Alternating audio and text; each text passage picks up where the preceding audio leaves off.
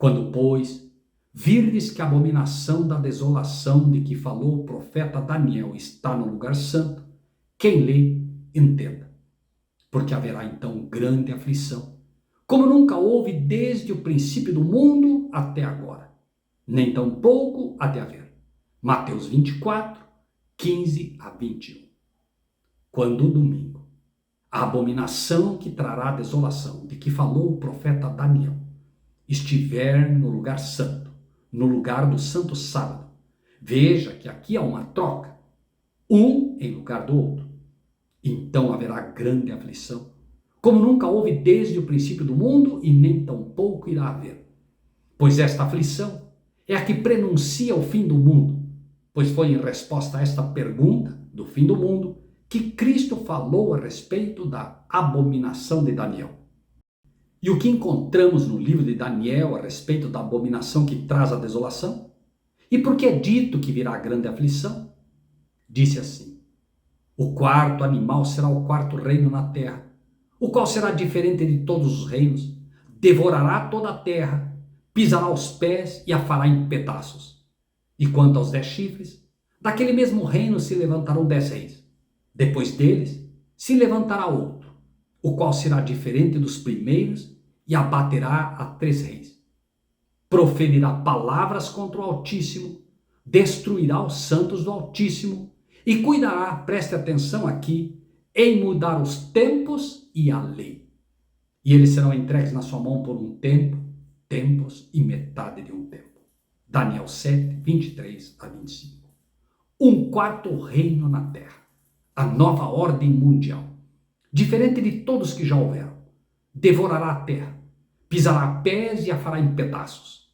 Jesus falou que a abominação traria desolação ou destruição. E então se levanta um chifre, um poder, diferente também dos primeiros, pois todos eram reinos seculares. Mas esse é um reino espiritualista, espiritual, que combina a religião com o Estado. Somente a monarquia papal faz isso. Proferirá palavras contra o Altíssimo. Basta ler a encíclica e confrontá-la com a palavra de Deus. Destruirá os santos do Altíssimo. Foi feito isso através da Inquisição, mas o fará de novo, contra todos os que se levantarem contra seus ensinos. E cuidará em mudar os tempos e a lei. Somente o papado fez isso. Mudou os tempos, quando mudou o calendário anual, tempos, mudando o início do ano bíblico, que começava em abril, para janeiro, em honra ao deus Janus. E mudou a lei de Deus, que ensina que não se deve adorar imagens e que foi retirada dos mandamentos da igreja. E mudou o sábado para o domingo. Tempos e a lei mudados pelo homem, sem autorização de Deus. E o que você acha que vai acontecer com aqueles que não aceitarem o domingo como dia de guarda? O mesmo que aconteceu no passado com todos os que não aceitaram as imposições papais. E destruirá os santos do Altíssimo, e cuidará em mudar os tempos e a lei, e eles serão entregues na sua mão por um tempo, tempos e metade de um tempo. Daniel 7, 23 e 25. Por exatos 1260 dias proféticos, tempo, tempos e metade de um tempo, ou dizer 360 mais 720 mais 180, 1260 anos ou dias proféticos, o papado, do ano 538 ao ano 1798, perseguiu e matou tantos cristãos quantos pôde, e em exatos 1260 anos ou dias proféticos, o fez. Segunda cereja. O título do capítulo 7 resume. Parágrafo 238. A trindade e a relação entre as criaturas. O mundo foi criado pelas 3 pessoas como um único princípio divino, mas cada uma delas realiza esta obra comum segundo a própria identidade pessoal. Por isso, quando admirados contemplamos o universo na sua grandeza e beleza, devemos louvar a inteira trindade. Para os cristãos, acreditar num Deus único, que é comunhão trinitária, leva a pensar que toda a realidade contém em si mesma uma marca propriamente trinitária. São Boaventura chega a dizer que o ser humano, antes do pecado, conseguia descobrir como cada criatura testemunha que Deus é trino. Não por acaso, Deus dá uma outra advertência seríssima, tão séria que é representada como sendo dada por um anjo, registrada no capítulo 14 do Apocalipse, dizendo com grande voz: temei a Deus e dai-lhe glória, porque é vinda a hora do seu juízo. Adorai aquele que fez o céu, a terra, o mar e as fontes das águas. Apocalipse 14, 7.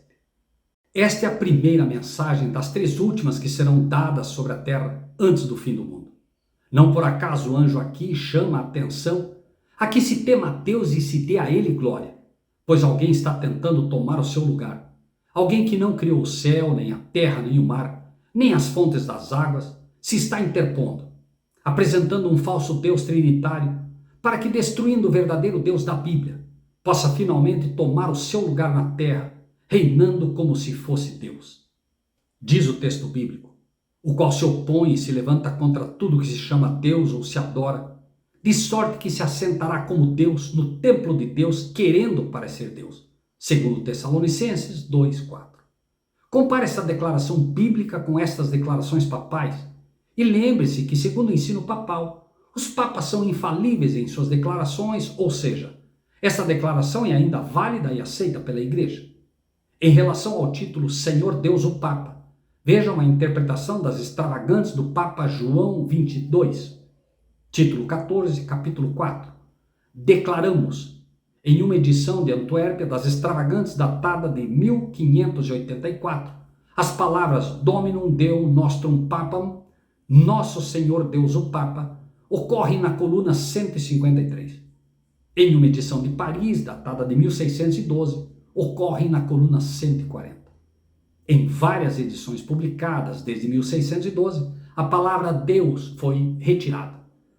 Os profetas da antiguidade, os patriarcas, Cristo, os discípulos e todos os que inspirados escreveram acerca de Deus foram sempre taxativos. Há um só Deus, o Pai. Esta verdade é tão importante que João, inspirado, a coloca em termos inequívocos para qualquer um que aceite a verdade da Bíblia e, mais que isso, que realmente se importe com o que a vida eterna diz. E a vida eterna é esta: que te conheçam a ti só por único Deus verdadeiro e a Jesus Cristo a quem enviaste. João 17:3. Não há como errar aqui. A vida eterna é esta: que te conheçam a ti só por único Deus verdadeiro e a Jesus Cristo a quem enviaste. E mais, todavia para nós há um só Deus, o Pai, de quem é tudo e para quem nós vivemos, e um só Senhor Jesus Cristo, pelo qual são todas as coisas e nós por ele. 1 Coríntios 8:6. Se havia até aqui alguma chance de engano, não pode haver mais. O professor das igrejas, Paulo, diz taxativamente: para nós, os verdadeiros crentes como Paulo, há um só Deus, o Pai. Não há aqui o menor espaço para um Deus falso. Não há espaço para um Deus trino. Ou, como infelizmente é conhecido e aceito pela esmagadora maioria das igrejas dos dias de hoje, incluindo os protestantes, como adventistas, luteranos e batistas. A Trindade é uma agressão ao verdadeiro Deus, o Pai. E quando essa doutrina for aceita e defendida como tem sido, porém agora em forma de decreto, juntamente com o domingo, um falso sábado, trazendo inclusive perseguições aos verdadeiros cristãos, como foi no passado, então se verá a diferença entre um assim diz o Senhor e um assim diz a igreja. Terceira cereja do bolo. Capítulo 8. A rainha de toda a criação. Laudato Si, parágrafo 241. Maria, a mãe que cuidou de Jesus, agora cuida com carinho e preocupação materna deste mundo ferido. Elevada ao céu, é mãe e rainha de toda a criação. Maria não só conserva no seu coração toda a vida de Jesus, que guardava cuidadosamente, mas agora compreende também o sentido de todas as coisas. Por isso, podemos pedir-lhe que nos ajude a contemplar este mundo com um olhar mais sapiente. Te pergunto, meu irmão assembleiano, presbiteriano, luterano, adventista e todos os demais, pentecostais, evangélicos e protestantes. Está você preparado para rejeitar o dogma da Virgem Maria assunta ao céu? Está você preparado para ir contra o Papa e o mundo todo na crença de que Maria é a Virgem sem pecado original? Está você preparado para resistir à prisão, à tortura e mesmo à morte por negar que Maria é sua intercessora no céu? Terá você forças para defender que há um só Deus e um só mediador entre Deus e os homens, Jesus Cristo, homem? 1 Timóteo 2,5.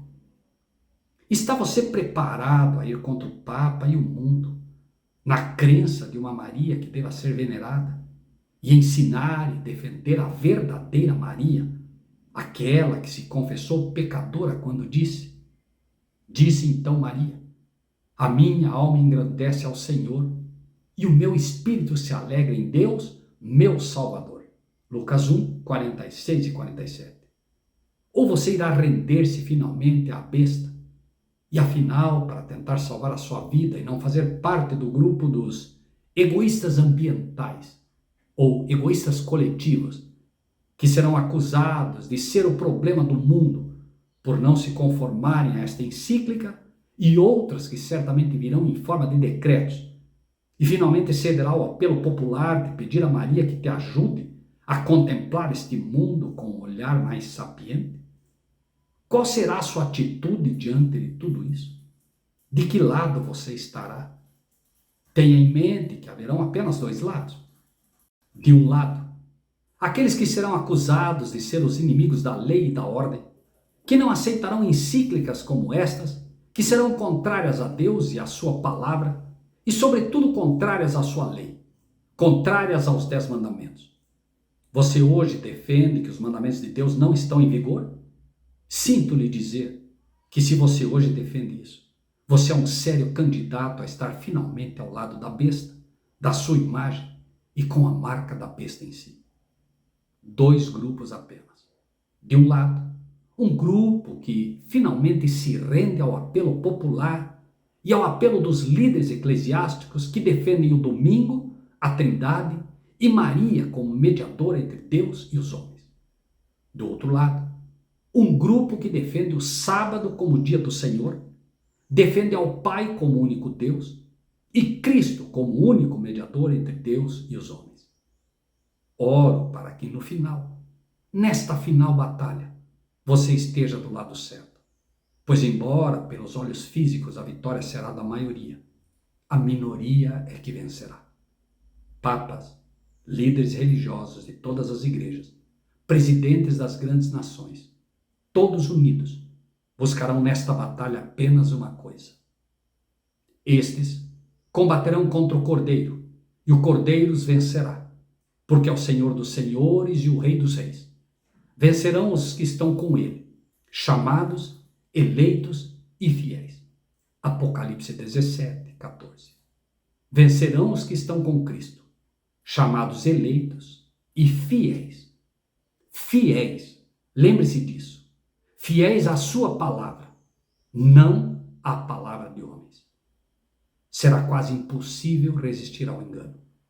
Nesta encíclica, podemos ver claramente como o apelo ao bem da casa comum é irresistível e só pode ser detectado em seu engano e objetivo final quando visto à luz das Escrituras.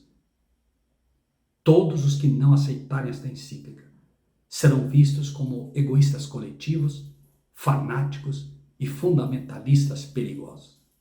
Está você preparado para isso? Está preparado para enfrentar os líderes do mundo, que, aliados ao maior líder da terra, irá finalmente decretar sua prisão, confiscar seus bens e decretar a sua morte?